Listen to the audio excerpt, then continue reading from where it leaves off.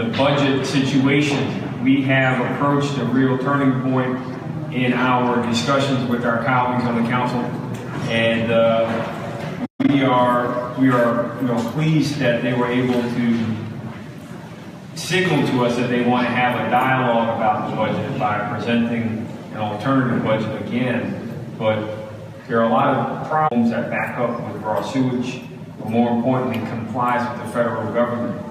The budget that we have developed and presented aims to unleash over $396 million in new economic spending.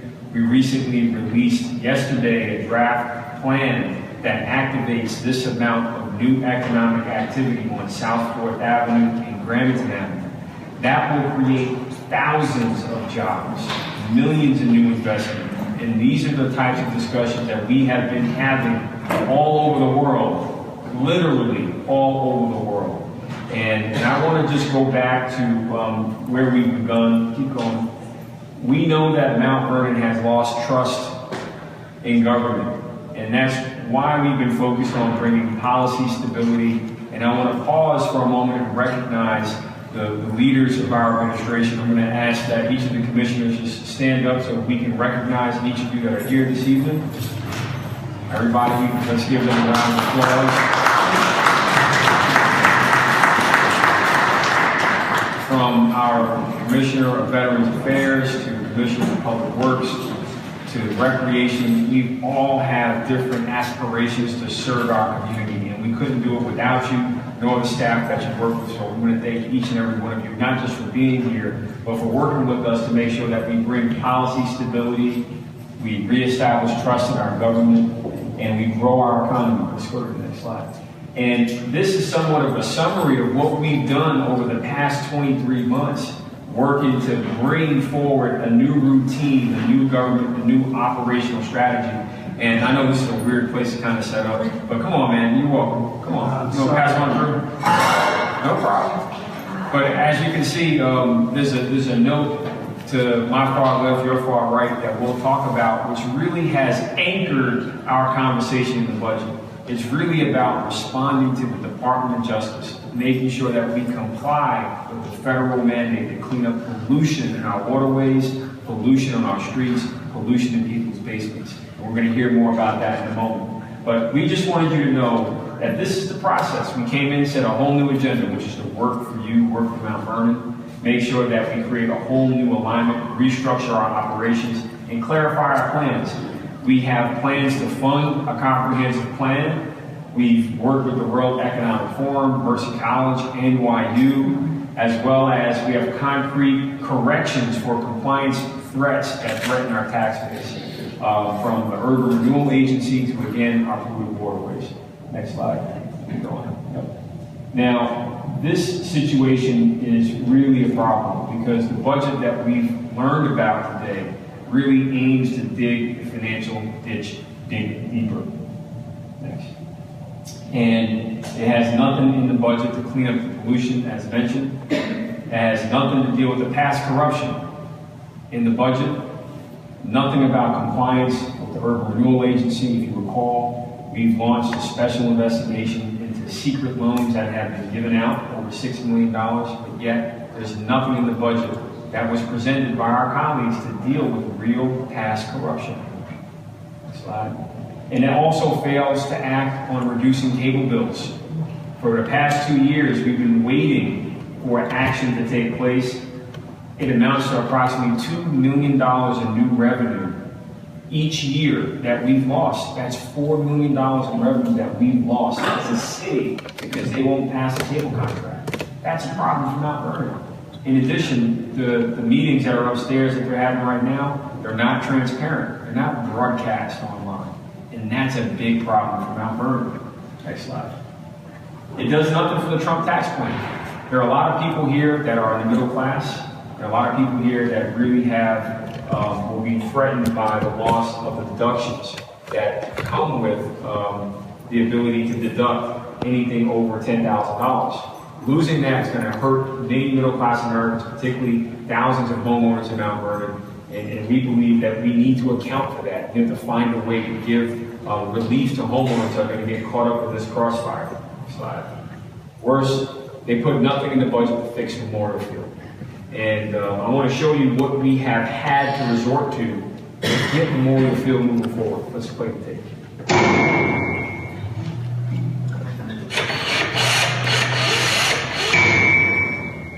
Hi, Church Friendly Neighborhood Commissioner Joseph Nigro from DPW, and Second Deputy to the Commissioner, Money Bush. They all know him. We know him, they love him, and live that. Listen, we do our weekly reviews. Today, we're not driving around. Today, we're going right to the heart of what everybody in the city is really worried about, besides the street. Memorial Field. As you can see, hand around, my friend. We are here. We're moving forward with Memorial Field. A lot of work to get done. We're grading out the field as we speak. By probably tomorrow, I'll be grading out the track. And then hopefully next week we'll put some material down. So we are moving along. This is obviously one of the biggest projects that, in Westchester, let's put it that way, Mount Vernon especially, has to get done. This is something that has been 10 years in the making, and the making is now. So we're going to walk around a little bit instead of driving around the city and explain what we're going to do here. So if you get around real fast, when we do the entrance for next season, well, this park's still up. Come in and clean up. We're going to fix the fence, as a matter of fact. The stands, as you know, have to come down. People say, why? You know something? There's a good reason to explain why. It would cost the city way too much money to, unfortunately, these beautiful stands that once were, are no longer due to the, not keeping them up through the years. You can see all the foundation cracks all the way through. It's almost impossible. It's not cost efficient to fix the stands. We want to, but unfortunately, we just can't do it. The rafters up top, I have plans for those, and if they allow me to do it, I'd like to cut those down and actually utilize them somewhere in the field. So you have that historical value and there's a little bit of something there. Back to the front entrance of the Memorial Field. This is also a part of the initial plan. We're going to come here, take a look around real fast. Tall benches, we're going to do concrete over next year. The main entrance will be all repaired, all brand new fencing going up and around the main entrance at the very least. We're going to go back to some of the original beauty that the Memorial Field was. So when you come into your park, you can actually enjoy it.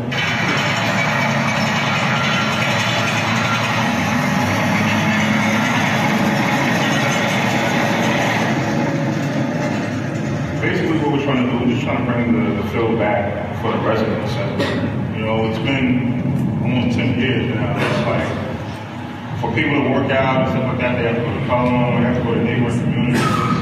It's a shame, you know? It's like, why go over to all these other communities when we have something right here in our hometown? We need to take a look. It's not really it's not a hard job to complete, you know? It's just, let's just get it done, you know? As you can see, Commissioner Nigro, he's out there grading, laying out the track for the next couple of days, and hopefully by next spring we'll be able to run and have really events down here for the children and stuff like that. So I remember being here every Saturday playing Razorback football, and it was just like a no-brainer. Every Saturday, every kid in Mount Vernon knew what they were going to do. It was like Memorial Field, and we just need to bring that feeling back, you know, to Mount Vernon, because it's important.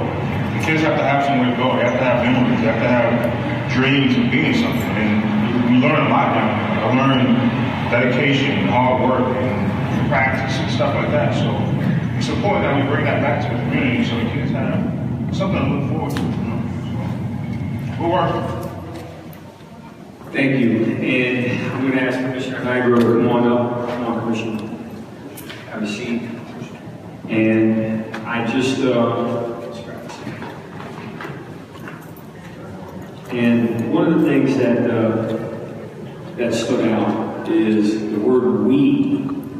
We have to, meaning me, meaning him, literally hopped in a machine and was grading the field. While I applaud and salute my commissioner for leading by example, this shows you the extent to which we have to work.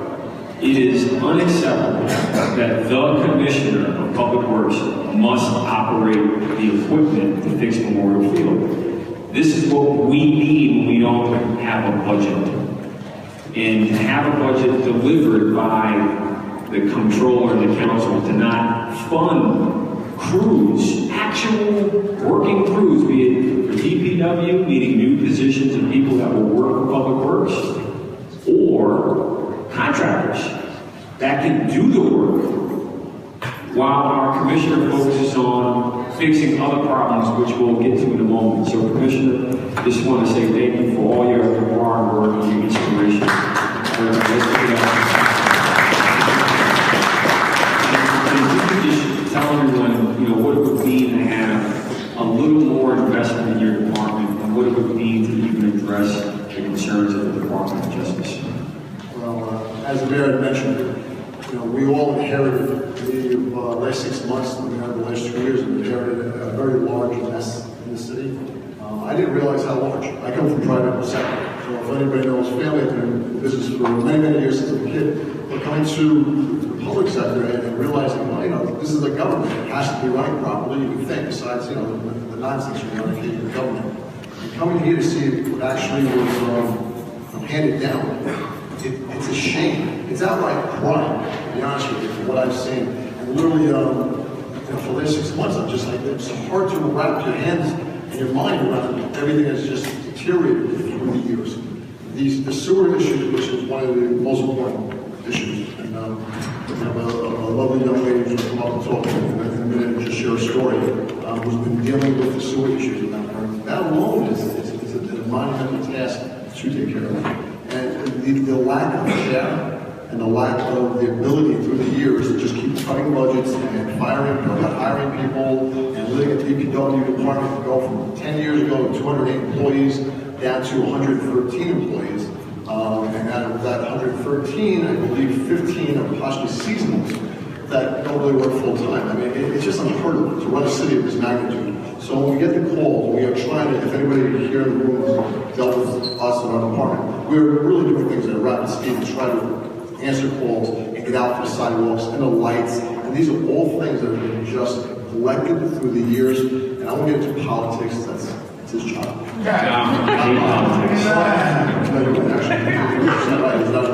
That's why we have this, you know, this tug of war of sorts, right? Because we're not in politics, we're in leadership. By example. You're right. And you know something, and one of the reasons we're here is I have a lot of my friends calling from private sector saying, why don't you come back private sector? So much more money to be made here. I gotta be honest, I stand behind the mayor. And the first time I did meet him, and actually a few people, come speak to the mayor when I was in between companies, and he said, I don't like it, I'm not worried about it. It's not, he's not. I follow him because, to be honest with you, I see it to the side in politics what you might hear him say. This is a gentleman who doesn't sleep 6, 7 days a week around the clock. Trust me, I get texts in the middle of the night, so trust me, I do that. But, you know, he's why I'm here, to be honest with you. And this is not even an election year. The point being, I gotta be honest, I'm here because of his vision. I said it once before, but I now really see it. So he's a great leader, and that's why you have to be here. He wanted to do it. Because he really cares about not learning, like I've never seen anything like that. So that's just a small commercial. But anyway, with that said, there's so much stuff that's not kept through the years. How, why, where? That's not important as much as what are you going to do now? And you see, I inherited a really lousy budget last year, which I kind of went through with my right-hand man and Anthony and Deputy Commissioner and Monty Bush. Without these two, trust me, we'd be in a lot of trouble, especially me. But then we sat down and I looked at the budget that I inherited. It was the worst budget I've ever seen in my life. I don't know who made it. So I actually went and addressed the issue and put this budget together, and I was actually laughing at it. Certain people, council and president said, oh, we did. And I laughed out loud to them. That's not fair. It's ridiculous. And guess what? Now the new budget, which I kind of got a little bit of a draft today that they want to present, is exactly the same budget as last year. I had no input. How do you not have a guy who's coming here working 7 days a week, 7 days a week, 7 days a week? How do we not have any input? How do we make it better? It doesn't make sense. We're asking for so much little to make it sound what we're asking for. I can't hire employees. I went to them downstairs 3 months ago. I said, I want to hire 20 people. They actually walked out and said, it's not going to happen. I'm confused by that. I said, now you've got me to the point. I'm going to hire 30. Don't ever push me against the wall, because now we're going to get 30. And it relates to this right here on the left side, the Justice Department. And let's bring up Mrs. McNeil. Mrs. McNeil, come on up. Mrs. McNeil. Really, 'cause I think everyone needs to hear your story. I can this do story this. is I have no problem. it actually brought me to tears. I've been working with Mrs. McNeil, unfortunately. Can we sit down? Yes. No, No, sit you down. You sit right in the middle. Mrs. McNeil reached out to us, had some sewer issues. Sewer issues that have been neglected for years. And she is really getting it. She's getting the hardest right now that I've seen. We've been spending a lot of time with university, plenty of universities, and the mayor put me through, so we can actually try to help them. And our own story, she can tell you. I'll try to make it short. I purchased my house, a new construction, in May of 2000. My first flood was July. In the subsequent 5 years, I've had 8 floods, including a massive sewer backup, in which I had 3 feet of waste water in my basement. My basement is a beautiful finished basement. You know, I really went out and made some effort. In the 17 years I have been living here, I have complained vehemently to City Hall for many, many years. In the last 6 months, I've seen more of an effort made to help resolve this issue than I have in the subsequent 16 years. Mr. Nigro has been at my house every day this week. Today, 8 o'clock this morning, there were 2 20,000-gallon trucks to pump out the manhole in front of my house. It still did not resolve the issue. They have to come back tomorrow and pump it. There's so much gunk in the sewer system. To use the bathroom, I have 2 young grandchildren. We have to have a pump downstairs, so someone has to be there to flush so that we can suck up the wastewater before the fumes engulf the house. This has taken a large toll on my health in the last few weeks. But this young man here and his team, I have to say, has made a sincere effort to try and help resolve the issue. And I don't understand why they can't get the money they asked for to fix a basic problem, which is sewer. We don't fix the sewer, I'm a nurse, we'll end up with disease and sickness and lawsuits for people who get physically ill from the sewage. I live on Brookside Avenue. You literally step out my house, cross the street, and step into the river. People come and dump in the river there, and DPW can only do but so much with the finances and the people they have. My name is pretty well known here because I complain a lot. And these 2 gentlemen have been the first to make an effort to actually listen and try and help resolve the issue. And Thanksgiving is Thursday, and I don't even know if I can cook tomorrow. They're going to come again tomorrow morning and try and relieve the pressure in my system, so I can at least wash dishes and wash my turkey and cook food for Thursday. So I just want to say I have to thank Mr. Nigro, particularly his team. I'm on a first-name basis with his team because they're at my house every single day. They've sent cleaning company to my house every other day to clean my basement bathroom. And I'm just putting it in their hands because I don't know what else to do. They have been managing, and I'm hoping tomorrow will be the ticket that at least my toilets will flush on a regular basis. Can you tell everybody about the investment in your system? Well, after the first couple of years, I called 3 different companies to try and give me a resolution to the water. Finally, I found when I spent almost $20,000 on the pump system just to relieve the rain, you know, those torrential rains.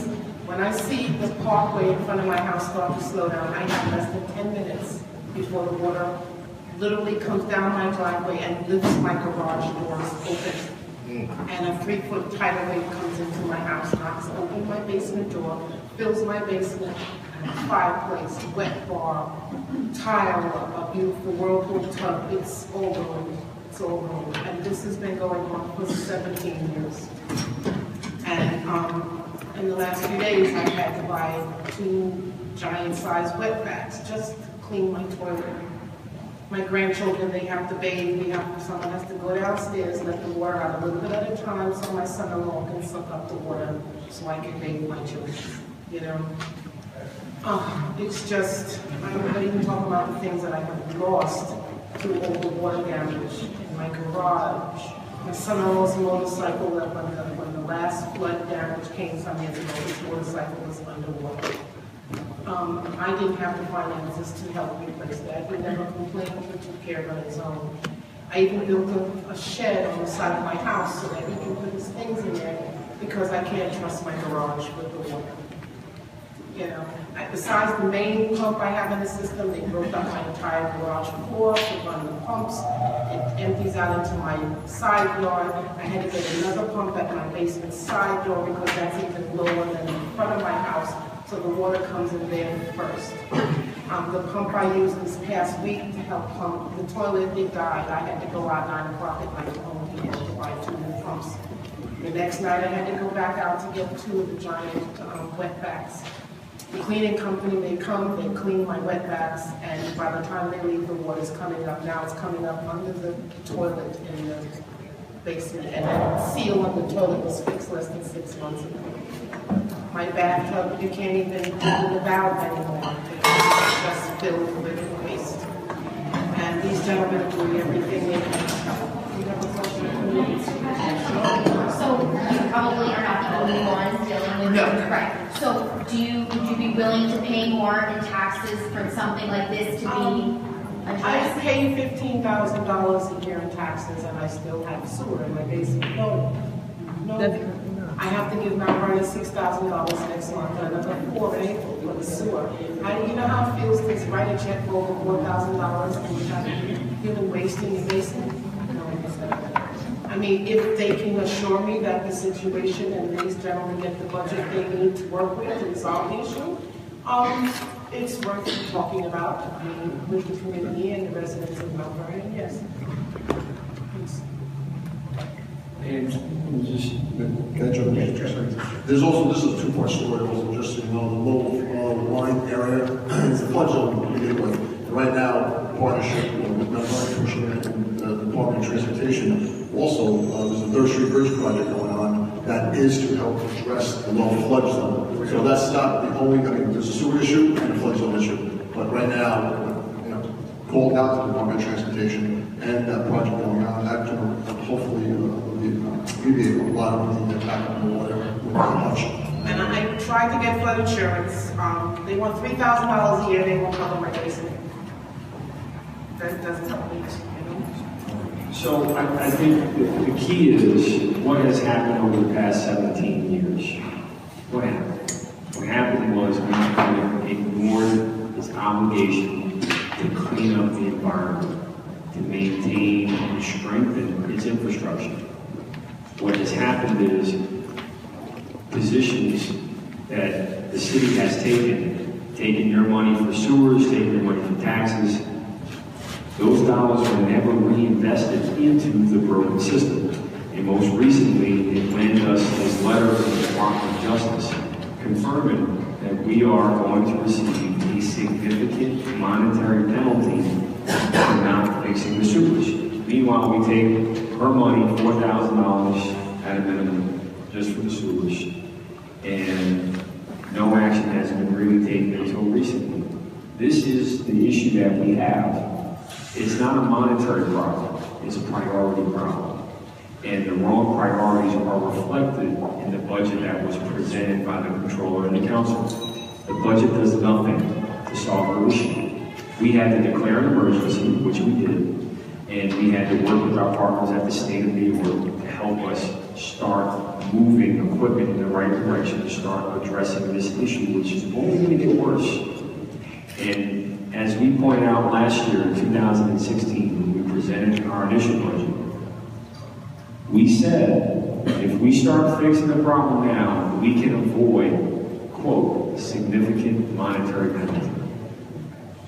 This year we cannot, because it's now in writing, it's confirmed, because of the delays, because of the obstruction, because of malfeasance, because of mismanagement, because of a decision to do nothing but play politics with the right policies. This is what we're facing. And that's why we wanted to have a dialogue about the real threats that are not included in the budget. And we have to really ask ourselves, you know, which way should Mount Vernon go? We have to ask ourselves, which way should we go? Should we go, you know, up or down? And we have to ask ourselves, which way should the clock go? Which we know that they're trying to turn the clock back. We know that we need the clock to move forward. And we know that we need to make sure that as we move forward, that that we continue to believe in Mount Vernon. We need to make sure that we don't lose sight and lose track of the real priorities. And we have to just point out some things that we have had to do because the budget has been unfunded. There was a backlog of over 450 permits. New York State Comptroller did a study and said that our building department loses over $200,000 a year because they don't process paperwork properly. The State Comptroller said that the backlog is attributed to just pure mismanagement. We've taken steps to correct that, but yet we still have not been able to fill critical positions like a plant examiner. And if folks know what a plant examiner's role is, you really can't process a permit without it. It is a death sentence to the buildings department to not have that role. The same thing goes for public works. We do not have a city engineer in the line. It's not funded. We do have a city engineer. He is the buildings commissioner, but that's not his job. We need a dedicated engineer for the city. The same thing goes in the fire department. We have a fire inspector, but guess what? That is the commissioner. That's not his job. We have a city of approximately 70,000 people, one of the most populated cities in the state of New York. And you mean to tell me that we can't reallocate resources to fix these very simple, manageable problems? No. Next slide. Despite the obstruction, we have been able to rework legal management, particularly in the police department, and we've gotten crime to drop. Is there room for improvement? Absolutely. But the point remains, we seemingly don't have the same priorities as our colleagues, and it's reflected in the budget. The priorities are very clear, and I just can't emphasize enough that I'm thankful going into Thanksgiving that we are having a form of a dialogue, but two monologues never make a dialogue. And the invitation for everybody to come sit down and talk through the challenges remain open, because the question is, which way should Mount Vernon go? And when you hear Ms. McNeil's story about raw sewage back in the military basement daily, having to invest thousands of dollars into systems that the city could have easily fixed just by cleaning the sewers, maintaining the sewers over the years. The situation with the Department of Justice goes back to 2003, approximately 3 years after she bought and built her house. And it's very simple. They made it clear that we have a problem to fix, and it's only been ignored. So we want Mount Vernon to go up. We know that we want property values. Which way should they go? If you want your property value to go down, raise your hand. Yeah, once you see hands showing property values going down, which way should quality of life go? Up or down? And we've had a down quality of life with a shut memorial field. And when you think of what we've had to resort to, think about it. The commissioner operating equipment. Is that the best use of his time? No. Shouldn't we have this really properly funded to give Memorial Field back? And just think for one moment, 10 years ago, a little girl set foot on a track for the first time. And she knew she could run, but didn't know how far or how fast. And 10 years ago, she learned that she could fly. And 10 years later, she wound up running for the United States Olympics team in Rio. Her mom is here with us tonight, Ms. Nakia Perkins. So stand up with me.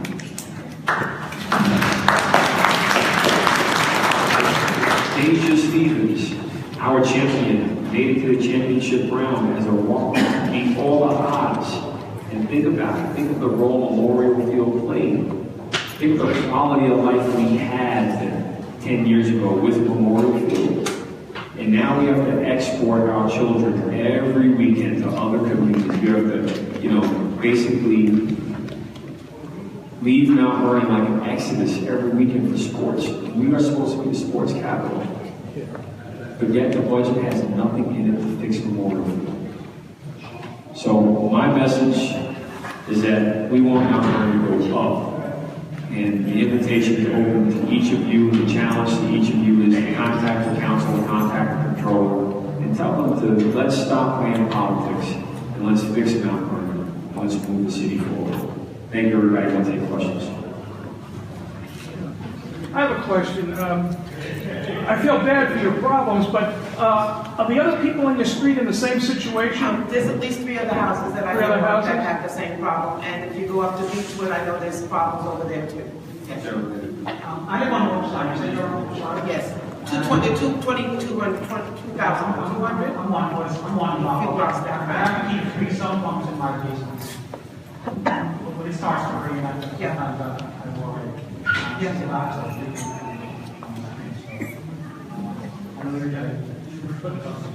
Yeah, when you buy a house, whether it's new or old, I particularly went after a new house thinking I would have less problems. I did not expect that less than 3 months after moving into my new home. So that was really tough. I have a question for you. Where, you don't know it, but Commissioner Nigro might know. When the sewer backs up, I have a situation, I've been living in Mount Vernon, my family's been living here since 1904. We had a similar situation in the central part of the city, they were circle. And they determined that at that time, there was a problem with the drainage going through the sewer system.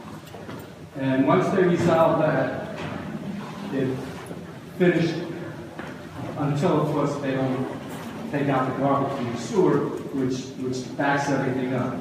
Where does the water sewer lines go from where they're living? They don't. They're 100 years old, made of clay, and that's part of the problem. We have no place to exit. That's basically what the problem is in a lot of areas of the city. She happens to be, as a matter of fact, the Department of Justice in an area that's considered what we're considering ground zero, with all respect to ground zero, but that's one of our biggest targeted areas. She is actually at the point where it actually makes the run down the Hutch, along the Hutch River parallel to the pump stations. So everything that happens in Mount Vernon on that east side is actually going down, unfortunately, passing through that property to the Brookside. So that is why we have issues here. Plus those lines are so old, and the link pipes are so old that run along the Hutch River itself, that they've been compromised through the years of tree and vegetation along the Hutch River. So until you resolve that issue, your problem's never going to get solved. Well, we're in the process of Well, they cut down a lot of trees over there from the root problem. I saw that. They've been digging the trenches for the new pipes. Yeah. I've seen more work, I'm telling you, in the last 3 months than I have in 17 years. There is a project there, as we spoke earlier, the Third Street Bridge that you go to, is trying to combat the flood issues on the Hutch. That's helping us because we've been working very tightly with the construction company, Mount Vernon, and E. Cruz and the Department of Transportation. So they're all aware of our problems. They were there to fix the bridge. Now it's a much bigger issue because we have so many things happening at once. But until we fix those compromised lines going down the Hutch, which we'll see over the next 3 days, we should be chopping the trees down the Center Boulevard, and then continues over to the Target Center. That has, because of the construction, has newer lines, but still backed up with grease and black, years and years of black and county. So, okay, so you're working to resolve this problem, correct? That sounds good. And the issues all over the city. It's just not in this one area. There are multiple areas in the center of the city, Boulevard, Elwood. I mean, it's all over Mount Vernon. And we also have the Bronx River too. So the threat that we face, as we've pointed out through the Justice Department's letter, is 2 rivers that we have to make sure we clean up the pollution in. And the fines start at $37,000 a day per violation. So we can start the calculation at $1 million a week and determine how upset the Justice Department is. It really becomes an effort on our part to kind of show that we're making a good faith effort to fix the problem. Now, you should also know that in April we met with the Department of Justice, And they made it clear that they want to see action. They don't want to hear the finger pointing. They don't want to hear the blame game. They want to see action. And we've done our best to get new equipment. It took us until about late August, September to get that new equipment, approximately 6 months after we met with the Justice Department. And we made it clear back in July that we're going to need more than one sewer crew to go out there and really address the problem, because the way the settlement is presented is if we find a problem, we find a collapsed sewer, we have to fix it within 48 hours. This is millions of dollars of work that must happen over the next 10 years. Fort Chester just went through it. They did $15 million in 5 years. However, we're looking at a far bigger project, a far more complicated challenge. But we can do it. There's 600,000 square feet of pipe that we have to map. And as we warned back in July and August, we have to map 600,000 square feet, linear feet of pipe by March of 2018. With the one crew and the new equipment that we've gotten, we've only mapped about 2,000 linear feet. We're 598,000 square feet behind. And we did our best to get the message across that if we don't hit this target, the Justice Department will likely have very little to no mercy on Mount Vernon. So we are on the brink again of making some emergency decisions so we can at least demonstrate that we can catch up on the mandate that's before us, or else. What is the or else? Or else is the Justice Department comes in and they assign the work. They make the decisions. They take control. And that's something that we simply cannot afford. We can't afford to do this as it is. But if we are constantly, playing this back and forth of, people not talking and not sitting down like adults, we're going to have more problems than we can imagine. And we have a lot of solutions. We have a lot of homeowners that have great families. And all we want to do is solve the problem. It takes a little bit of investment. It takes a little bit of time. But we have the willpower. We have the skill. We have the right team. All we need is a little bit of resources. And right now, that's what's missing. And I know you had a question, and then we'll go to the councilman. Hi. We're going to this one up here first. Hi, thank you. We'll get to you. I've actually had my hand up for a while, I'm sorry. I know you had your hand up, but this lady right here was one of the first questions. True. We'll come back to you. Will I be after her? We'll come back to you in a minute. Okay, we'll come back to you in a moment. I just have a question. So, in order for Mount Vernon to go up, how much do you anticipate taxes will have to go up? Well, that's where it depends. And we accounted for these capital infusions in our budget. However, it's just unrealistic to say 0.6% and not account for anything and just kind of say we're kicking the can down the road. So we believe that there's a lot more work to do, there's a lot more to discuss, but right now, it's unrealistic to try and say 0% is going to get you everything when we're looking at all these priorities. We have past corruption that's been unaddressed. We have issues with respect to the sewers, as you hear and see.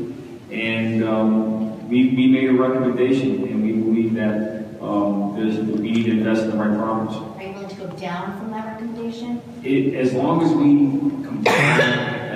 comply, and we avoid any real casualties, as we've already seen here, we'll do our best. But we know that compliance is more affordable than defiance, because defiance is going to result in penalties and fines. We already paid a $40,000 fine for Memorial Field, and people were in denial that the legal dumping happened. Believe that? Oh, trust me, there's no lie. But the point remains, we have to move forward, and we know that through a combination of grant writers, for example, over the past 2 years, we've earned $18.6 million in grants, and that's with one grant writer. Over the years before that, it was an average of $2 million or less. So if we were able to get more grant writers, we believe we can increase the amount of grants that can reduce the pressure on our property tax base. We can focus on growing our business, our commercial tax base as well. But I do want to emphasize that in the Bronx, near Yankee Stadium, federal government and New York State awarded the area around Yankee Stadium $64 million just to fix sidewalks and ramps. pedestrian safety. Think about that. Now, God bless Yankees, I'm a Yankee fan, but the point remains, we are eligible for those types of capital infusions from the state of New York, from the federal government, but it's going to take a team of people to write those grants, to write those applications. And if we only have one grant writer, and only but so many grants he can go after, 18 million in grants over the past year and a half is phenomenal. Phenomenal. Versus 2 million years before. So I know for a fact that we have an opportunity. If we add more grant writers, if we add more people in the right places, we'll be able to get more dollars from Mount Vernon that's really going to address some issues. Councilwoman-elect Parkinson. Good evening. Let's allow her to go before. Thank you. Thank you, Councilwoman. Appreciate it. I have a series of questions basically related. You can choose to answer them, but one of the first slides that jumped out, you talked about how the plan proposed by the City Council doesn't take into account the Trump tax plan. How does your budget do that, and where can I find that information within the pages of your budget? Second, Memorial Field, you say that the other budget hasn't allocated for it. I went through your budget. I see there's a line that says Memorial Field renovations. It currently has no number next to it. So how much are you allocating? That's on page 21. The other thing is that I noticed that there is no increase in funding for bridges, for snow removal, for street lights, things like that, that I know a lot of Mount Vernon residents like myself care about. I think all of us are in agreement that the sewage issue needs to be taken care of, and we sympathize with you, sis, on that. But there are some other things as well, and I'm not seeing that those are accounted for within your budget right now, so I wanted to know about that. And then I also just wanted you to comment on the fact that much of the budget proposals that you put forth that I looked at is salary increase. And some of it I know is to fund additional positions, but all of it, your budget for the mayor is over additional $300,000. Why? Well, so with respect to our office, as we've made clear, it's me and 2 secretaries in the office. Other mayors around us, even mayors that have city managers, they're not even, having the same amount of responsibility that we have. They have about 10 to 12 people in their immediate offices. And they all do different things. From constituent services to government affairs to operations. You go down and list, there are 14 agencies, almost 1,000 employees. And for example, not just my office has been cannibalized, but so has human resources. There's one person in human resources. That is ridiculous. And this place was designed for patronage. It wasn't designed for policy. It wasn't designed for service. It was designed to just be a patronage building. And that's something that we reject. And that's why you see the stark difference between the grant writing results, because we've been able to channel as much energy behind focusing our grant writers, our grant writer, to focus on going after as many dollars that are free as possible to fund much of the things that need to be funded. As with respect to the streetlights, you're right. We were able to get New York Power Authority to step in, and next week on November 28th, they're going to be coming to Mount Vernon, and they're going to be starting their survey, because they're going to replace every single streetlight in Mount Vernon for virtually free, saving us more than $3.5 million over the next 6 years.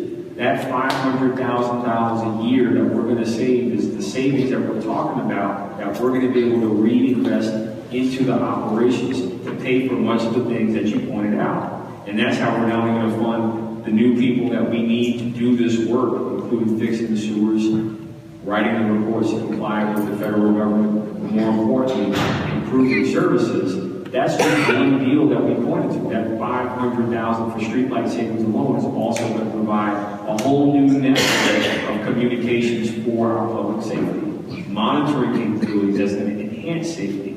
And we'll talk more about that when New York Power Authority comes forward, because those are real dollars, and that's why we didn't have to put it in the budget, because we're already counting on it. In addition, with respect to the other improvements, Commissioner Nigro can tell you, we have every intention to use what we have to fix Memorial Field. And there's dollars sitting idle.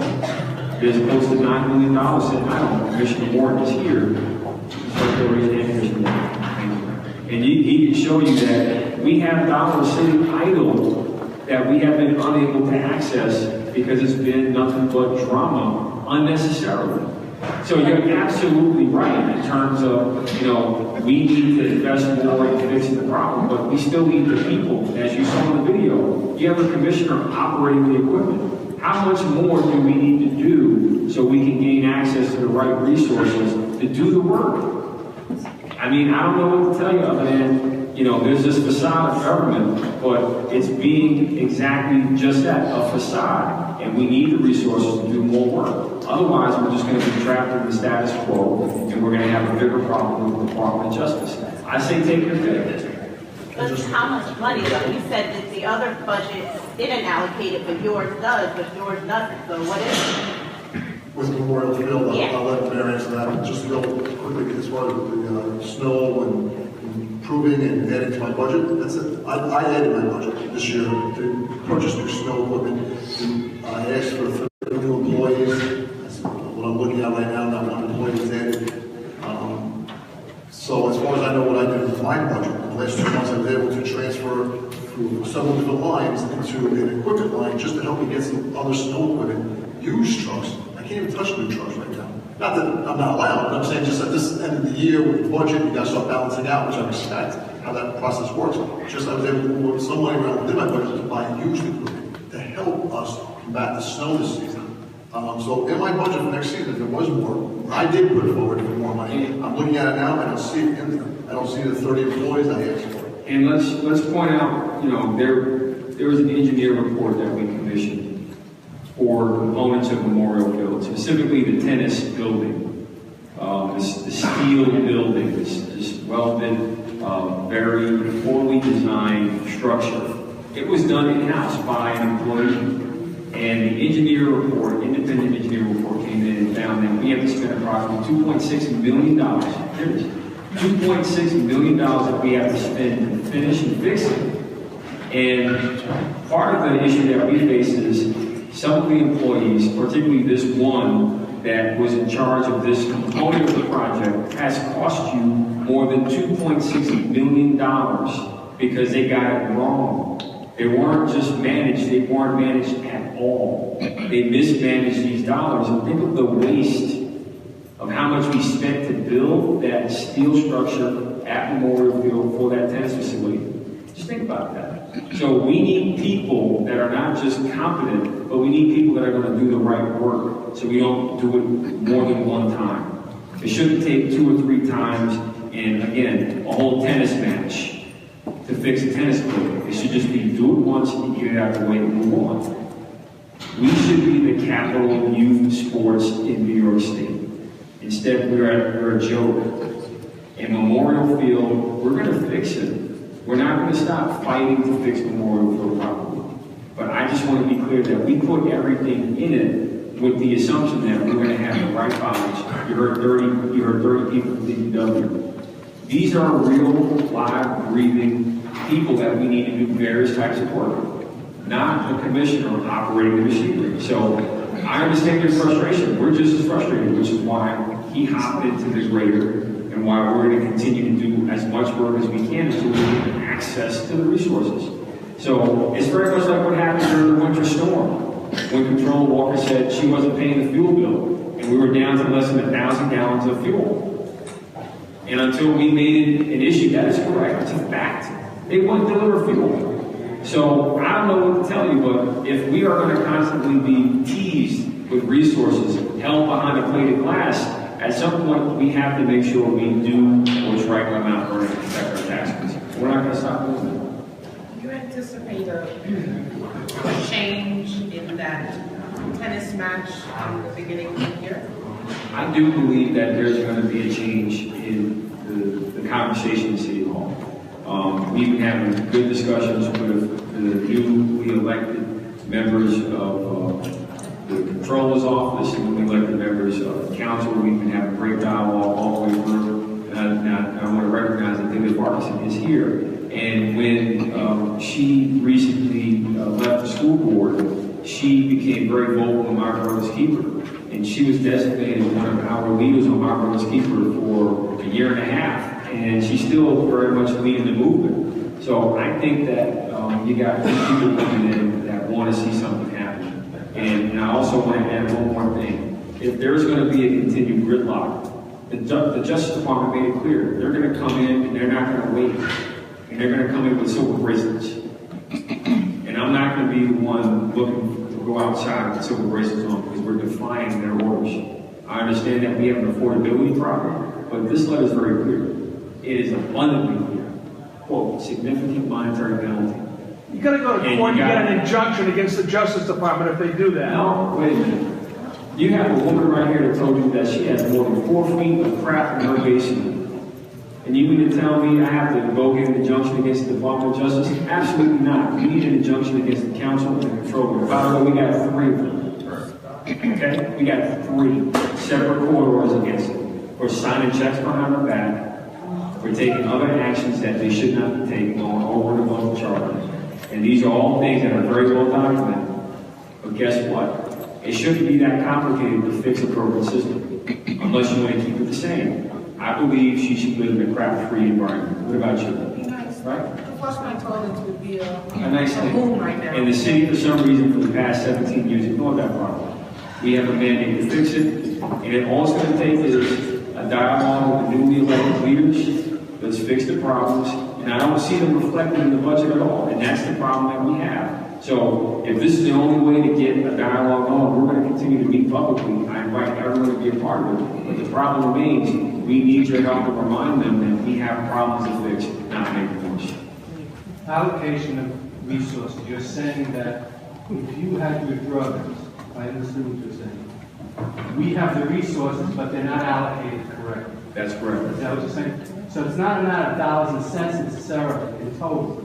It's how you're using those dollars and cents. That's correct. Okay. I don't know how many people we have working in city government. I've never known the number. So you're telling me, let's say we have 300 or 400 people, I don't know the number, that we obviously don't need necessarily the same kind of people. We may need other people who have the skills to do the job that you want them to do, but you have the ability to correct that and put in the kind of people that will do the job that you want done. Not just I want, but is McNeil and the Department of Justice. I mean, I would take a street lamp, which is a safety thing, that's out continually, hasn't been on for more than 12 years. 12 years, and I don't exaggerate, it's at least 12 years. At the corner of Hartley and Lincoln is something that's going to be addressed. I also last year said that there's a street between that goes to the middle, goes to Columbus from Lincoln called Rochelle Terrace. It's a horror. I just drove there on the way over here to see if it was taken care of. I realize the sewers are a priority. You got to get that straightened out. And to me, the infrastructure is very important. That's going to make a difference. And I know you're doing things because I see what's going on. But that's the priority. And if the controller that you have now is not available to correct that, you'll have a new controller coming in, and you should be able to deal with that next 2 months, less. Hopefully. Right? I mean, so the fact that Maureen Walker is the controller now, 2 months from now, she's not going to be there. Can't we deal with whatever we're dealing with now and then correct the problem where she's gone? And that's a commitment that we're seeking from the newly electeds that are coming in. And we hope that they remain open-minded to making some of these decisions when they come into office. We're going to do our best to keep them brief. And you're absolutely right. It's a priority problem. It's an allocation issue. And that's where we want to be honest with everybody. Here are the problems. And we don't see them reflected or addressed.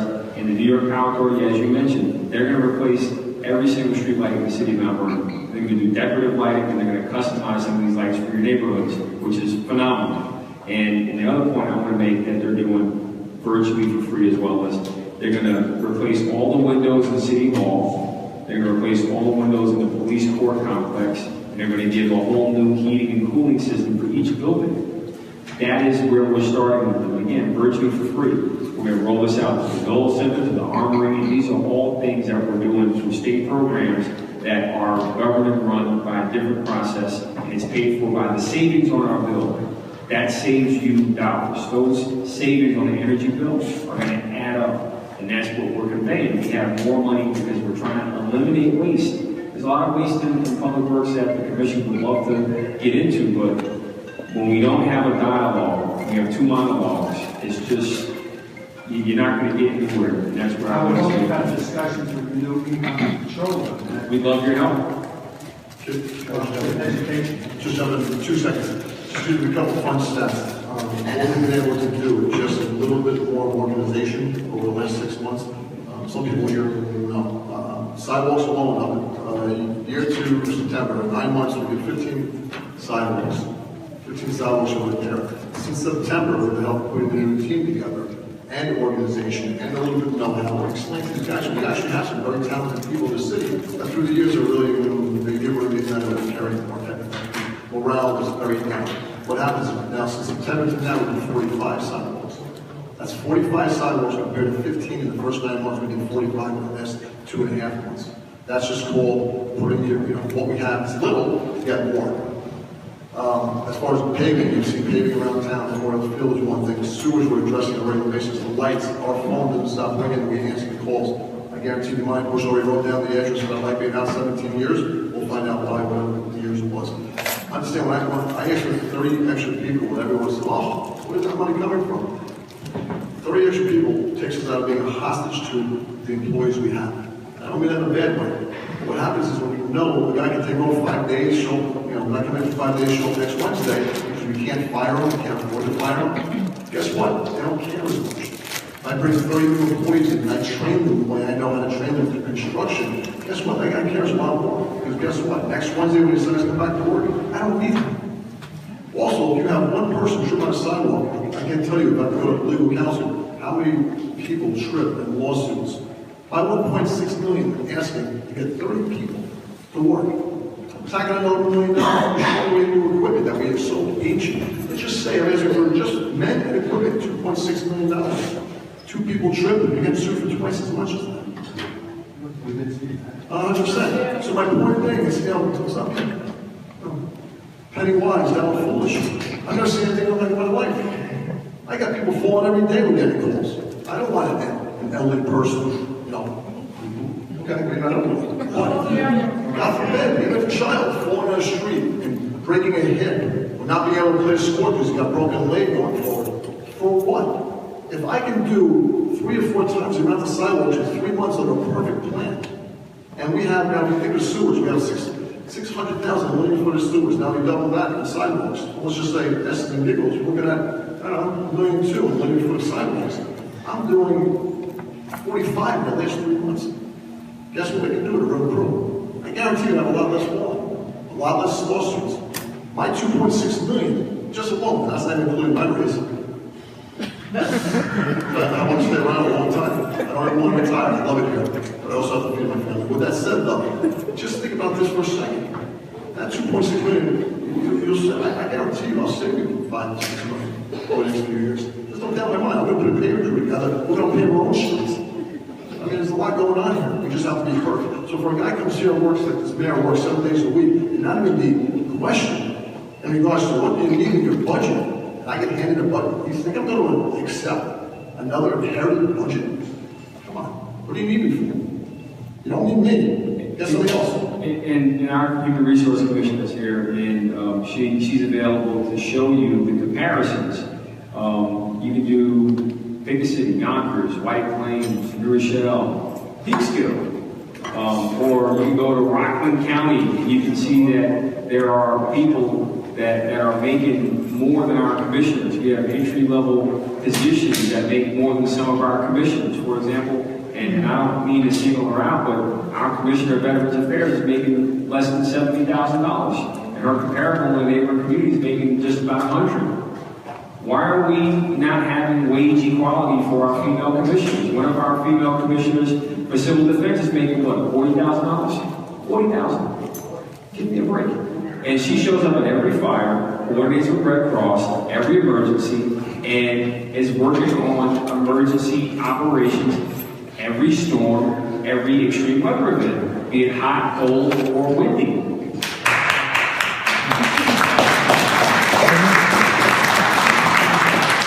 Our assessor, the deputy assessor's role is making $670,000. The salary levels have been tracked in 1994 levels.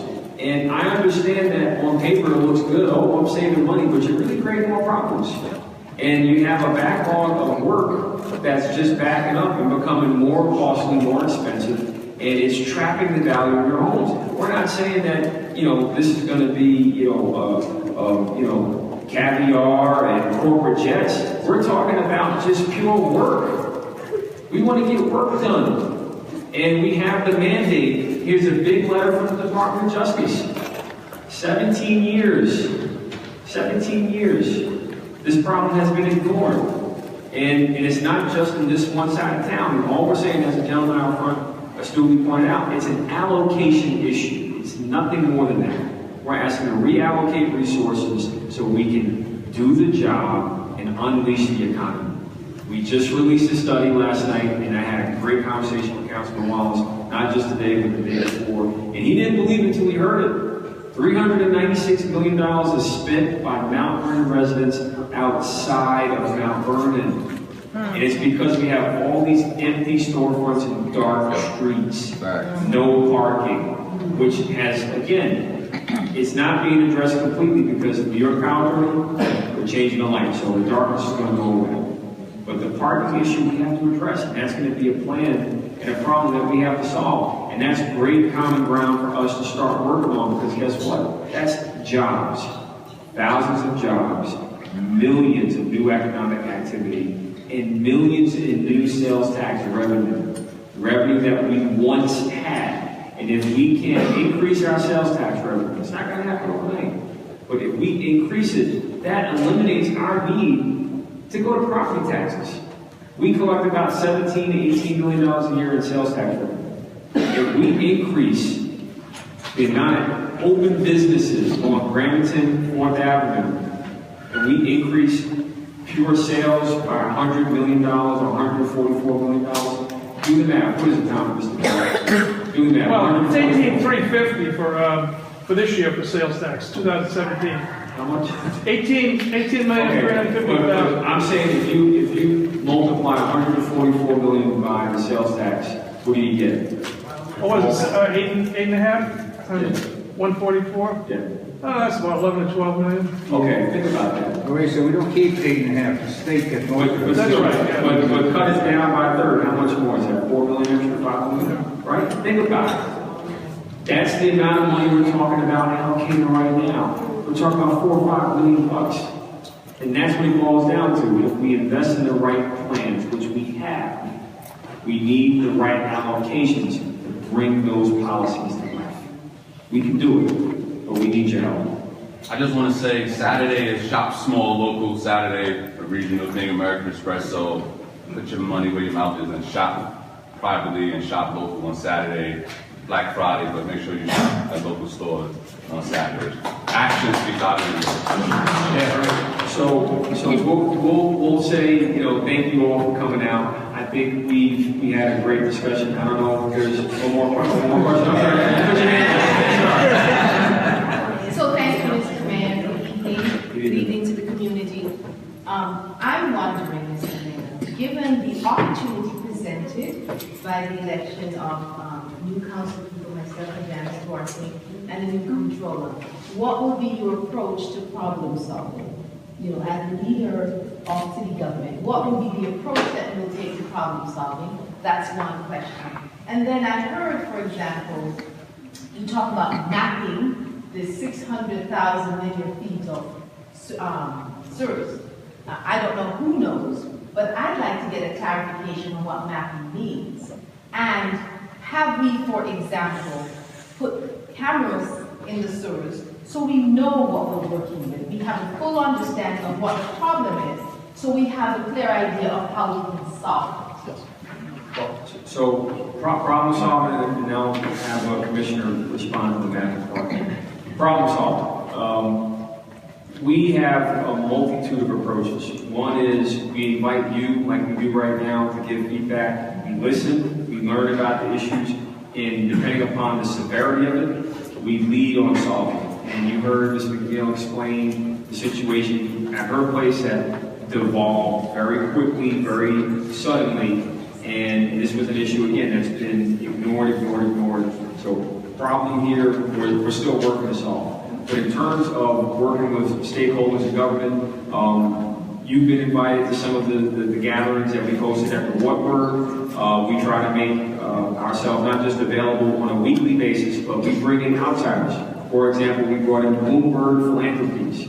Bloomberg Philanthropies came to the Wartburg and facilitated a problem-solving session.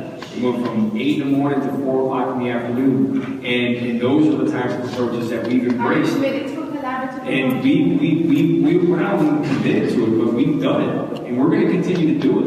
The question is, will you and others join us again at the table? Councilman Wallace came, and he was one of the only council members that showed up. But that's my point. We need more people to continue to show up to the table, to collaborate. And again, we don't have a monopoly on the solutions. We're not looking to spend foolishly. We're trying to just make sure we have a strategic discussion. We're looking at cities like Singapore, which set a 50-year vision for their city almost 50 years ago.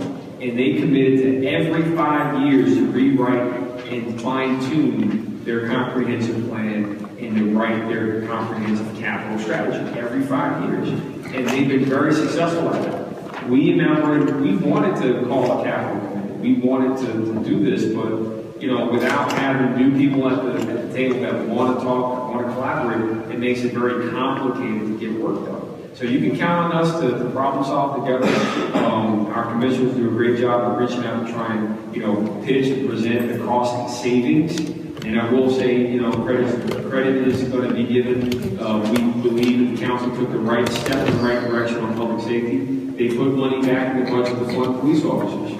And that's a good thing because it's going to cut down our overtime and bring it down to hopefully way under $1 million a year that we have to spend on overtime because we're hiring more people to cover the increase in calls, even though we've been able to, keep it going in a downward trend. But with respect to mapping, I'll let Commissioner Nigro explain that and how it's a part of the process. Let me just say, Mayor, if I may, that less than a 24-hour invitation for a meeting doesn't work with my schedule. So I'm very this meeting, you're absolutely right, and that's where, again, we're going to continue to do the outreach and continue to invite you and everyone to the table to discuss the situation that we face.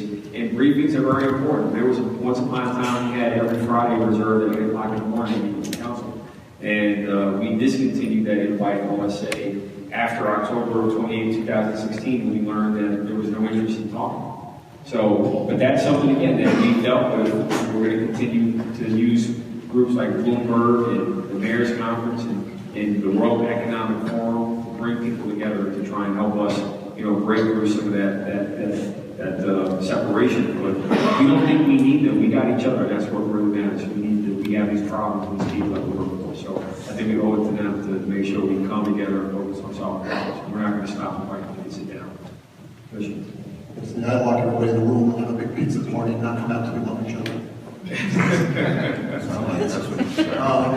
As far as mapping goes, we were actually fortunate enough to go for the council and know that we needed some right equipment to actually start the mapping system on our end. It's way too many linear feet for us to do it all on our own, so there might be some contractors coming in the future to help us map. Mapping is basically a camera system that we have now, 2 beautiful trucks that we're able to get to help them with this problem. And you send a camera into the sewers, and you're pretty much mapping is basically just sending it 1,500 linear feet at a time, which is pretty much what it can do in one spot without having to move.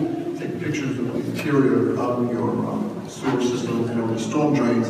Take video, you can document it along the way. Everything's computerized. You can certain keys to identify areas and cracks or street roots going through your sewers. And that's basically what mapping is. So I think it would be great if that was shared with the community, because I think people would understand. It has been. We have done Facebook Lives and things like that, but yeah, absolutely. And that's where improvement works. I mean, if there are other ways where you think the information needs to go, we'd love to know where to put it. I'll give you an example. The cable contract calls for there to be public access television. But we don't have it in Mount Vernon because the cable contract has not been ratified. The spectrum has designed to give us approximately $250,000 to $300,000 in cash that's due to the city of Mount Vernon. And they've promised to outfit city council chambers with cameras and microphones and other meeting rooms in the building and broadcast those meetings live. So you can watch on your mobile phone, and you can also have access to Wi-Fi throughout the city. They promise a lot of different things, but we're going to remain trapped in time in normal things like public access in other communities. It's not normal here. It's a whole new thing, and just think about it. I mean, we're using Facebook Live when we should be using public access TV, and it comes with, you know, a whole budget that's going to fund the operations of it, which means an improvement to the website, which means an improvement to the communication, and that's what we want to do. I mean, we will gladly do our best to get the information out, but when we don't have basic fundamental tools that every other municipality has, you know, we're doing our best with the little bit that we have. So we can use your help in getting that done. I think, Mayor, that's a great point. The fact is that Spectrum does not have the history of doing well by communities such as ours. And so it's really important that we have an airtight contract that's developed with the legal expertise that will protect the community. And, you know, we will not be open to exploitation, which is what has happened in the past. So I think that's really an important consideration. We agree, and I can assure you that that's why we went to the FCC, and we were written into the plan when they merged with Charter. So it's due diligence that we're doing. And I can tell you right now that social justice component, you're absolutely right. And I invite you, and that's part of the briefing package, to talk with our legal expert from Washington that negotiated this deal, as well as a few others. And ours is one of a kind. I mean, we have so much value trapped in that one contract. Just think about it. The cable bill for eligible seniors will go from $200 a month to $20 a month. That's a huge victory for our seniors. There are many of which are on a fixed income. So I think when you think about the cost of cable, $200 a month, go to Armory and talk to the seniors. They'll tell you they're tired of paying $189 a month when they should be paying $20. We just don't want to carry on the stick. Well, that's what I'm saying. We'll have a full debrief for you so you can see that all those concerns are you know, addressed as much as we can. But the industry is changing. And when you look at the impact of the internet flattening the world and really changing telecoms, it is tough to get a better value deal than what's been presented. But again, we'll talk through it. We're glad we debated some more. But think about it. The past 2 years, we haven't had this deal. We've lost at least $1 million for each carrier, and we've lost public access. That's approximately $4 million that we've lost over the past 2 years in just pure value lost in real dollars to Mount Vernon. Again, those dollars are paying to take care of the communications issues that we've experienced. We have a question, Mr. Bob. Yeah, Mr. Mayor, with all the problems Mount Vernon's been happening, it hasn't happened in just the past few years, it has occurred over a period. We've got school problems, we've got financial problems, infrastructure problems. Why is the city granting so many pilot programs, which is an extra burden on the homeowner or the business owner? Well, it depends on what pilot we're talking about. The pilot we recently granted for American Christmas, which was MK Illumination now, they did the right thing. That's business. We've been focused on growing our commercial tax base. And there's been a sharp slowdown in the runaway giveaway tax breaks that have been, you know, basically awarded by past administrations. And we referred to earlier in our presentation that the budget does nothing to address past corruption. So we understand that frustration, and that's why we've been advocating to companies like IBM, Microsoft, Cisco, which is visiting us in early December, to take a look at Mount Vernon as a hub for opening up a back office to bring millions of investment and jobs to the city. MK Illumination had the option to move American Christmas, which has over 300 employees here in Mount Vernon, next to Federal Express, which has another set of hundreds of employees. They had the option to move to North Carolina, but they chose not to because we make sure we work with them to make it affordable for them to stay in New York. They've committed to bring and create over 250 more jobs in Mount Vernon. closing down their North Carolina operations, bringing those 60 jobs up right away. And that's the type of stuff we've been working on. I can assure you that every other deal that's in front of us has been designed to create value. If you look at our IDA contract, it went from 2 pages to over 32 pages. We've recently issued an audit which found that the audit from the year before was fundamentally wrong. So we've done a lot to correct, again, years of mismanagement, years of neglect, but it's going to take time to continue to prove and demonstrate that we're on the right track. We're bringing the stability and policy, and we're going to grow this tax base because we know that we have to. And the plan that we put forward last night, it talked about bringing forward at least 300, as much money as we can to have reinvested in Mount Vernon, opening these closed storefronts. And it's going to take new policies to attract businesses to open up. It's going to take new zoning to make sure that we turn on our local economy. But you have to see the S4 plan and go through it, and you'll see it's not just, the tax incentives for small business, it's also parking and traffic congestion, which are all issues that we are working to address. Commissioner Nigro has received a grant in the amount of $680,000 to address some traffic issues in Mount Vernon. So you'll see some new traffic lights going up pretty soon as well, which is going to help manage the flow of congestion in the city. You're also going to see more progress on replacing the bridges that the MTA have closed. So these are all things that we're working on, but like you said, it didn't happen overnight, but we're working to put forward plans to show you that we can start addressing these problems year on, year out, and start moving the economy forward. Well, granted there, but you would solve the problems when they're small. Don't add to the problem before you have answers for correcting it. Why are we adding more pilot programs? Why are we adding more low-income housing that hasn't benefited Fourth Avenue and Gramerton Avenue at all? Well, let's give you the information. When you say we have a parking problem, this creates even a greater parking problem. Right. It creates a more demand on our school system. Well, let's talk about this real quick. So we're going to get you a copy of the S4 plan to show that the focus is on business and the focus is on creating more parking in places where we don't have it.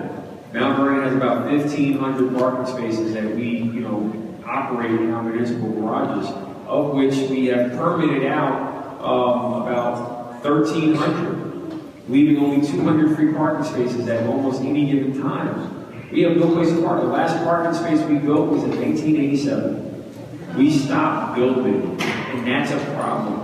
And you can look at the correlation between parking and shopping. No parking, no shopping. Look at Fourth Avenue, look at Bremerton.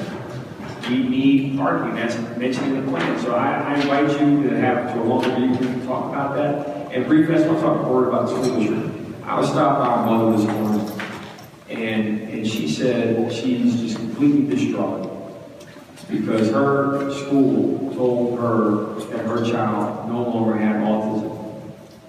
And she was told by the school district that her child's completely fine. This child's 9 and has challenges reading and has challenges behaviorally because they have autism. And this mother told the school district, well, if you found a cure to autism, then you need to patent it because you guys can make a lot of money. And it's a shame that parents in our community have to fight the school district for a bus. They have to fight the school district to get the same services they had last year. I mean, this kid didn't just show up autistic today, and all of a sudden they say we don't have, it's mind-boggling that our parents have to go through this. So I really look forward to working with some of our partners in the nonprofit community to really hold the school district accountable for some of their actions that they're taking against some of our kids with disabilities and our families that deserve access to equitable, quality education services. And with this Trump tax plan coming down, and the potential cuts that may come with it, our school district is going to face some real fundamental challenges. They may have to restructure how they fund themselves. And you know what? For them to collect $300 million a year and still struggle to give a bus to a kid with disabilities, it's a damn shame. 246. Still, they lost a lot of money over the years, and 246 is an understatement. The problem is... Well, it doesn't count for grants, it doesn't count for grants, that's not what it was. The problem is how much are they wasting? And these are problems that, again, we don't want to look at as problems. We want to look for solutions, which is why we supported the school district. We will continue to do our best to support them. But they don't generate revenue, do they? They don't. Those closed storefronts out front pay the bill. And if those businesses continue to shrink and disappear, who's going to pay the cost? We don't want to turn to the property owner. We want to look at growing our economy, creating jobs. We put forward a plan that's going to jumpstart our economy.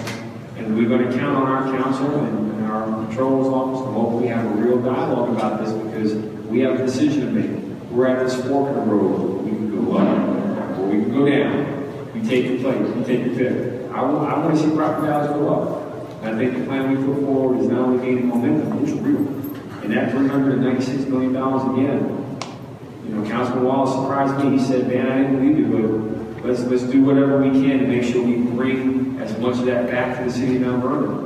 And we bring $144 million forward, that will result in about $4 or $5 million new tax dollars year in, year out for the city of Mount Vernon. And that's how you start getting away from these problems that you started talking about.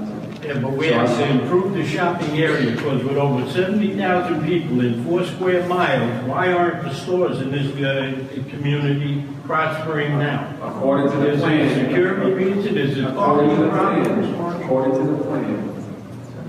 to the plan, it made clear that parking is one of the #1 issues. There's no place to park. If you go to 4th Avenue, you have to walk over 1,000 feet just to get to the end of the block. There's no mid-block crossing. We can make 4th Avenue and Gramerton Avenue look like Bridge Hill, and we should. With all the greenery and softening the urban landscape, we can add the bike lanes, we can thin out congestion, but we just can't close our eyes and click our heels and all of a sudden happen. We have to plan. And that plan, by the way, was paid for by a grant. We asked for the money last year, we didn't get it. We had to go get a grant to just prove that our economy is strong.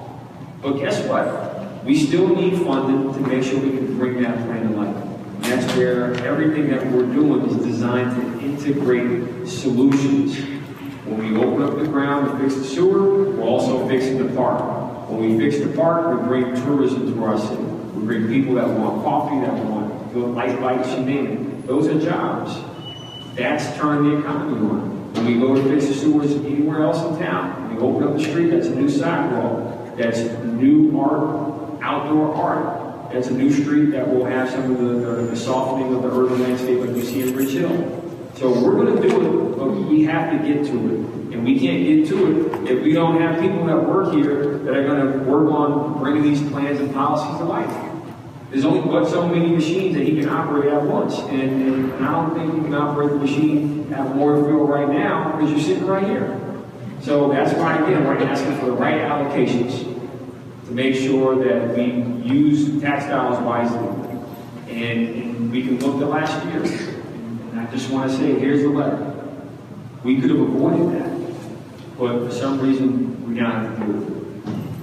Mr. Mayor, you mentioned that the budget needs to be reallocated. Yes. If the budget was going to be reallocated, where do you feel like it's going to come from? And will that cause a problem sometime?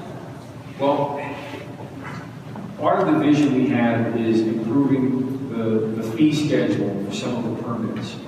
As mentioned the last time, the fee schedule was modified in Public Works was in 1991. 1991. And there's a lot of work going on by Con Edison. And they're really having to do work here because they're paying a very low fee to disrupt and disorganize our lives. And we work with them as much as we can to make sure that the disruption is minimized, but there's a lot of work to do. And those fees that they pay don't cover the full cost of what they're really impacting. And you know, I can tell you, but I'll have Commissioner Nigro speak a little bit about that, and then we can talk more about the building department. Their fees too are way under value.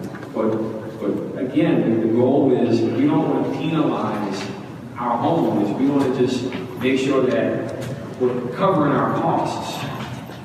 And that's the key thing, and that's where we look at other communities, their schedules are much higher, and you see not as much drama because they're covering their costs. We're not covering our costs as much as we should. And our hope is just paying for it as you go, and it's basically very much like a cell phone, pay for it as you go. That's one way. And within the budget again, there's a lot of waste that we've seen in how some of our operations are. One item that we flagged was the way our recyclables are handled. We pay over $300,000 a year just to move the recyclables within 200 yards. And that's to an outside contractor. No offense to that contractor, but we should just move the containers 100 yards away, drop them there, and save the $300,000. We mentioned about the savings on the streetlights. We're going to save around $500,000 a year. That's a conservative number. That $500,000 adds up. So we're looking for operational waste everywhere we turn, and we can find more, but again, we need your help in convincing our colleagues to work with us to make it happen. Mr. Mayor. Well, no, I mean, because I don't want to sit here and give you a false expectation that we're going to try and zap the property taxes. Because that's what we're trying to avoid. We're trying to fix what we have, we're trying to work within our means and use what we have, but we still have to find ways to fund these big ticket items. And there are broader discussions that we can have about, for example, we put forward a local road surcharge. Last year, we put forward a local road surcharge from Google. It's on the Huffington Post. We brought in an expert from Columbia Business School and NYU Stern School of Business that essentially indicated that our approach on a local road surcharge can work. What does that mean? It's a surcharge on fossil fuels or carbon tax, if you would call it that. And we can generate over $2 million a year if we were to implement a local road surcharge. That could be new revenue, not from property taxes. That can fund not just a capital plan, but fixing our sewers, fixing our parks, and improving the quality of life in Mount Vernon. That could be a dedicated revenue stream to pay for all the borrowing that may be needed to fund this big ticket item like our sewers, which will cost us about $70 to $80 million over the next 10 years to fix. So local road surcharge has been done before. Oklahoma City did it. They collected $1 billion over 7 years, and they sunset that surcharge.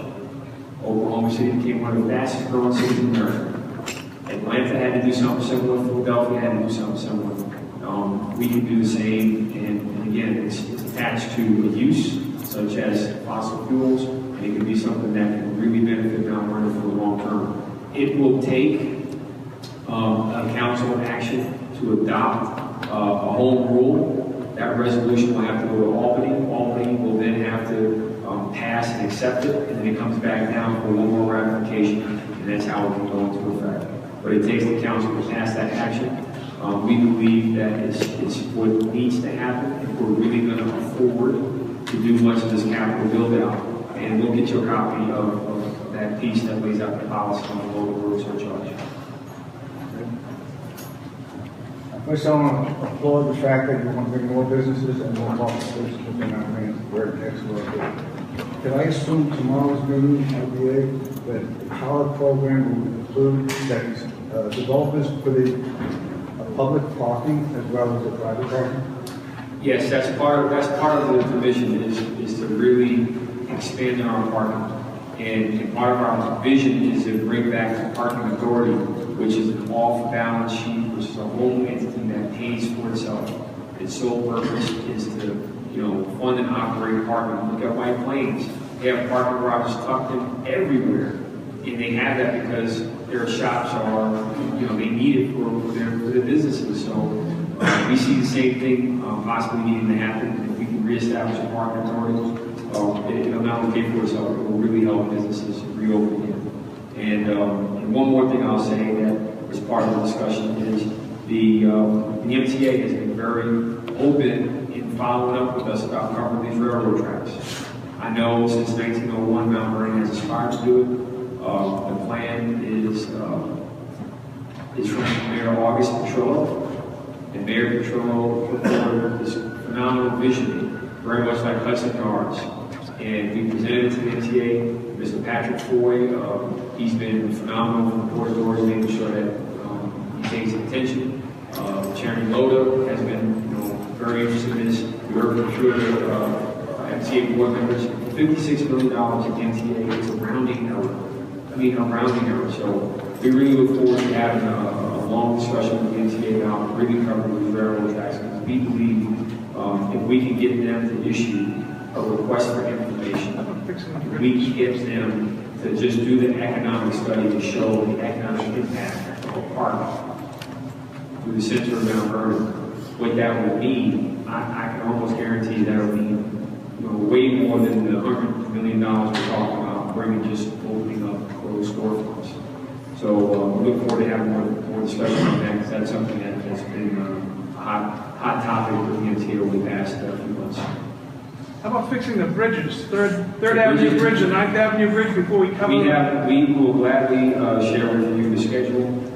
We had the Metro North here a couple weeks ago, and that's happening. 14th Avenue Bridge is moving forward. 10th Avenue Bridge is going to be replaced next. 6th Avenue Bridge, which is right there to my right or left. All those bridges are slated to be replaced over the next 4 years.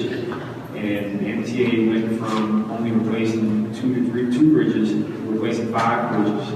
How about South Fulton? Is that going to be replaced? That's going to be replaced too.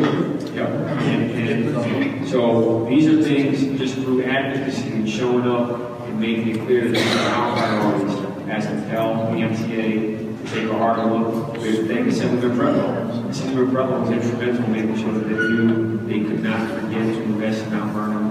And he and Senator Klein and Senator Bailey have done a tremendous job at advocating for the MTA to invest in replacing these bridges. And they're going to replace them, even though that they're going to assess covering the whole tracks with the old Tappan Bridge. So those are all good things that are happening at once. Speaking of bridges, what about the Pelham Mount Vernon Bridge? That's supposed to be done by the end of the year, according to the county. Is that on schedule to open January 1st? Based on the last discussion we had with the county, yes, it's on schedule to open by the 4th of Sunday. Mr. Mayor, you have one more question right here. Oh, I'm sorry. Mr. Mayor, I have 2 concerns. It goes back a little in our conversation with regards to his concern about the pilot programs. And although this is passed, but one of the recipients of the pilot program is the Atlantic Development. Now, I'm concerned about is the merchant that they have downstairs, which is the Dollar Tree. So they're already, we have Dollar General, we have Dollar Tree, we have Dollar Tree, we have Family Dollar. I mean, 5 of these establishments in 4.4 square miles. And I was wondering if going forward, you can choose what you want. I know that it's not up to you all the time because you do not own the building, but of course we can choose and say we want this or we want that. Now that Dollar Tree out there, beside where Westchester Community College was, that property is not rented because that man specified that he wants education or medical. So it's there, not this. Now the Dollar Tree, it's not attractive, and you were talking about New Rochelle and other municipalities. If you go on North Avenue and look at the Dollar Tree, they have beautiful art downstairs, and it says Queen City on the sign. And out at Bremerton Avenue, it's just plain glass. You see all the boxes up the top. It's tacky. I mean, at least, if you get it there, make it like New Rochelle's. And so we agree in terms of the vision for having art play a larger role in our community. And I want to say I agree in terms of wanting to have a higher quality type of store options, but it goes back to the initial point. If we don't have a plan, we plan to fail. And as Councilman Wallace said, no plan is no plan. And that's part of the problem. We haven't had an economic strategy. Okay. And that's why the S4 plan, I invite you to really take a close look at the South 4th Avenue plan. It talks about the approach we have to take, how we can pay for it, how we can generate revenue from Mount Vernon. But these are the types of plans that we have in mind. And I'm committed to having a comprehensive plan which ties together all the different aspects of. We have a traffic plan that we got funded to the tune of $300,000 by the state of New York. We have a brownfield plan for Mount Vernon East, another $400,000. We got Canal Village, $800,000. We have all these great little plans that are the equivalent of an area-wide plan that talks about the economic strategy to fill empty storefronts, revitalize parks. We still have to tie it together. So we found funding that we believe we can use to finish the comprehensive plan in a meaningful way. But I just want to, make clear that at some point decisions have to be made by our colleagues of government. The types of use, for example, of Remington, we need to make it okay so that it can reflect the community that we want today. And if we want to have coffee shops, boutique stores, then we need to have the types of activities permitted, not one that's going to allow, strip clubs to reopen, even though they're not open and they're still shut, thankfully. So I just want to be clear, I hear you with you, but we need to finish these plans and implement them. We need your help. And what you should also know is that away from impacting the schools, it also impacts the other merchants. Because I understand that everybody goes to Dollar Tree, so the other merchants who were there existing, they can't exist any longer, and they can't pay their rent. So you're going to be losing the little buddy shop at the corner of North Street there, because everybody goes over to Dollar Tree to get it. Then instead of going down. I want to emphasize in the South 4th Avenue plan, and it's not just on the South 4th Avenue, I'm just that's the name of it. It talks about the types of jobs that are missing in downtown. Tech jobs, science jobs, and if we can create these professional workspaces like WeWork, or we can really bring in more types of activity. I know we have a professional space here, right off of Roosevelt Square, but I really want you to get a copy of this plan and take a look at it, because you'll see everything that you're raising. We're going to need your voice, we need you involved to help bring this to life, because we want to see these storefronts open up again with small mom and pop businesses that can contribute to hiring locally. So we're in agreement. It's just we have to implement the policies to make it really happen. And we're counting on you to stay a part of this conversation, because it's going to end up with more sales tax revenue and reducing our reliance on property taxes, which is critical. And we got one more hands. I see some people look to leave, so we'll go right here to our left, Mr. Jeff Monroe. Thank you, Mr. Mayor, and I'll be brief. I have three somewhat unrelated questions. To your credit, you've spoken to an Inspector General in placement. I'm wondering whether you feel an Inspector General is an electable position that would better serve, more effectively serve our population. If not, why not? Secondly, I'm wondering if you've had any plans for allocating more resources to our community center, which I know Commissioner Morton does an excellent job of running, but at 1 o'clock in the afternoon on a Saturday closes.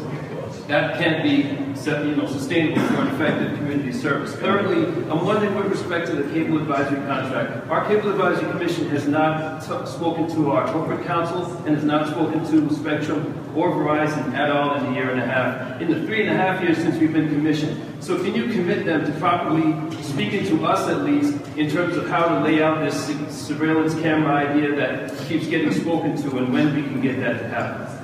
So, with respect to the surveillance, that's separate from, I think, we need the public access TV in the building.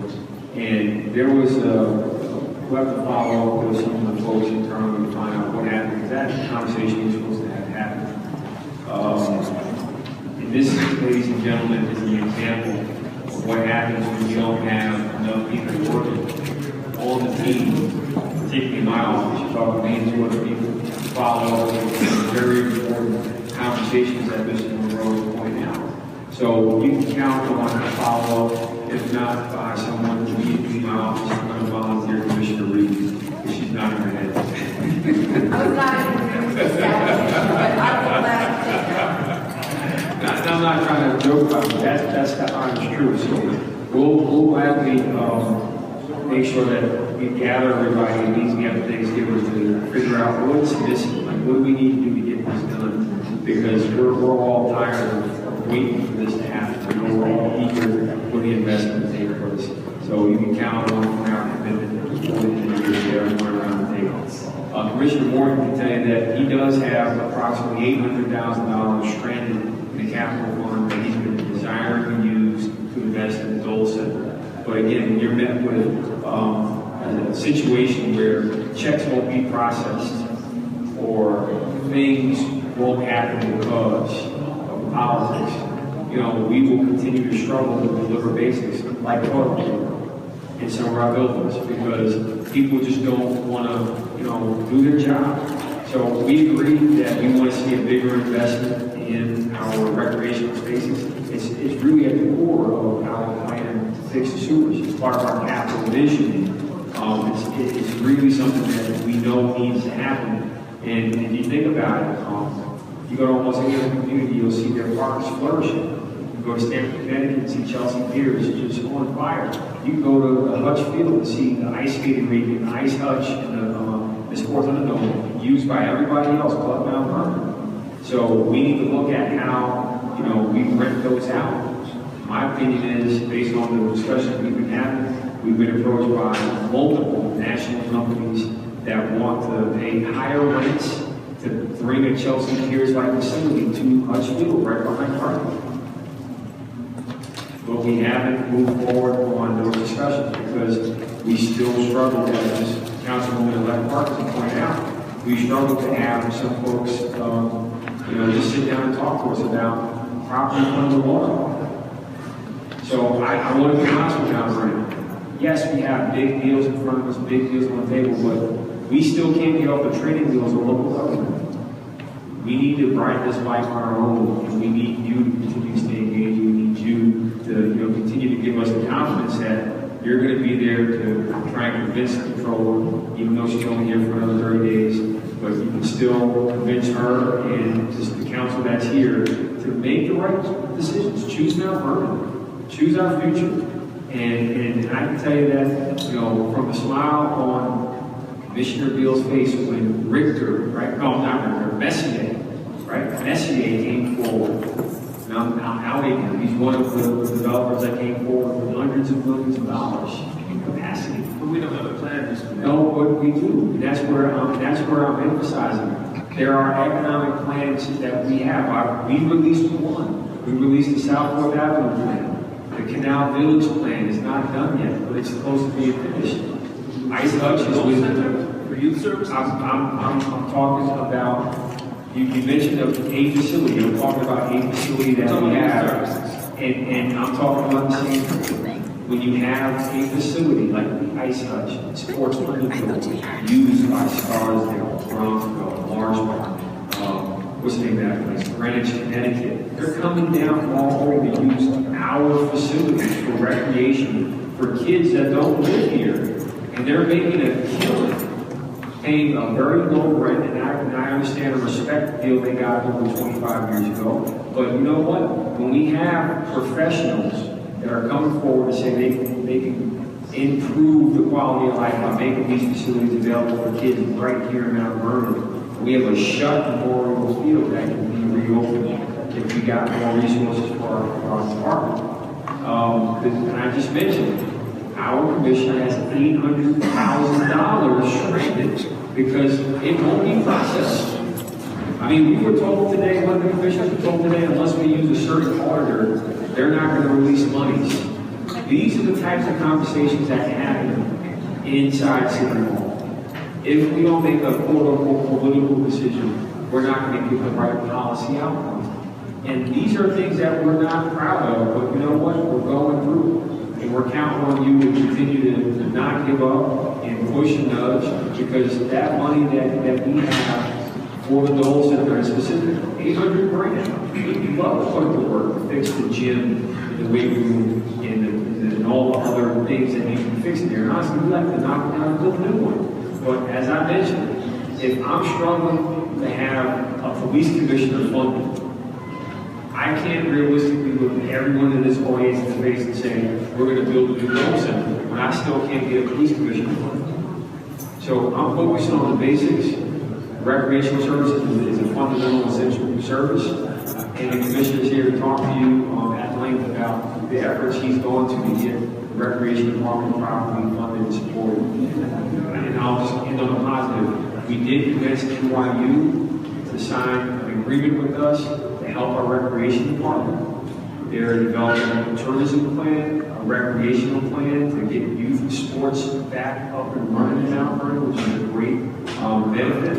And they're going to do 2 other plans. I can't remember the other 2 offhand, but one is about a food warehouse, something like that, like not food trucks, but similar to food trucks. And they're going to develop these plans. Each plan is valued at about $50,000 to $75,000. So we're getting over $250,000 worth of planning from NYU, and we already got a similar amount from the World Economic Forum. We're proud of the fact that we're able to get all these different plans and injections of free support for us. And we'll like to talk to Commissioner Morgan about some of the efforts that he's done. So we're trying to work with. I do have a question for Mr. Nigro. I'm sorry. I'm concerned. I'm sorry about that. Love you, Chair. This is my wife, y'all. Mr. Nigro, I noticed on your board you talk about 11 miles of paved streets, which I agree. But I'm concerned because I noticed all over town that although the streets are paved, it takes an extensive amount of time for the yellow dividing line to be back in place. And also, I'm not done, also at Columbus, the intersection of Columbus, as compared with the intersection of Parkway South and the Hutchinson Parkway, where you have the white, it's the hopscotch. I call it the hopscotch. And I noticed a different color, a pink and a purple. I've never seen that. And it looks tacky to me. And I also saw that in Fleetwood, at Grand Street and Greenwich. Why is that? Well, those are actually for breast cancer, and it's also for domestic violence. Just raise awareness. It's just awareness. The pink and purple was for raising awareness of breast cancer and domestic violence. Oh, so when that is going away, you're going to be putting white back? Yeah, we go back to white. Oh, so how about? So how about today? We actually painted the lights today. Right. So why is Columbus Avenue and Main Street all the way from Provost coming down where Washington Street is? It's a year, and the dividing line is not there. I see drivers hopscotching across the lane. Just so you know, we actually, the police department, through the traffic, just purchased 2 brand new line painting machines. The one that we did have to keep the cost down, obviously, let me think ourselves. That's not even my department, but we actually assist in that. We actually purchased 2 machines. They were out last week training with us, and then as they processed again, that Commissioner Sean Harris was able to put together and get those machines. So you're going to see a lot more line painting going forward. As far as the new paving, that just got done this season, actually all the stripers are out today getting it done. You have to wait a little bit when you do paving for a lot of reasons. Sometimes the paint doesn't stick properly, and what happens is if you go and we try to paint it too quickly, the oils push the paint up and you don't get the right deal. I just haven't done that, so we're doing it. But so you actually have money's worth out of it. We painted today, Columbus, Lincoln will be done. The temperatures also, Lincoln's going to be done next Tuesday, which the weather's permitting. So all the lines, all the streets that we paved so far this year are being painted as we speak. And going forward for next season, you're going to see a whole lot of painting. We're actually going to work hand in hand with the police department and maybe boost up that crew since we have 2 machines now. And that's just communication between departments and doing what everybody kind of needs. So those are the little things that you'll start noticing a lot bigger difference with that. Trees, roofs, sidewalks, we're hitting it all in. So I know we've been here for a while, and I want to thank each and every one of you, especially Ms. McNeil, for sharing our story and sitting up here with us. Let's give her a round of applause. And I want to make a prediction that that by the time we're done fixing the problems in her area, by the time we're done fixing the Hutch River Park, where the Hutch River Greenway, where it goes from Wilson Woods, where that lake is going to be dredged. That lake will be dredged. We're going to repopulate it with fish, including bass, because we want to have some fun in our own backyard. We're going to reclaim that whole greenway. I'm going to make a prediction that her property value is going to go up. So I can sell it? Because it's going to go up because that park is going to be not just one of a kind, it's going to be magnificent. So my hope is that you can one day enjoy the value, but it starts now. And I want to say thank you all for being here and hearing us out and helping us, remind our colleagues in government that we're looking for a new allocation, because that allocation will result in much better results for you and all of Mount Vernon. And we believe we can get this done. We're not that far apart, but we are that. But we need your help. Thank you so much, everybody.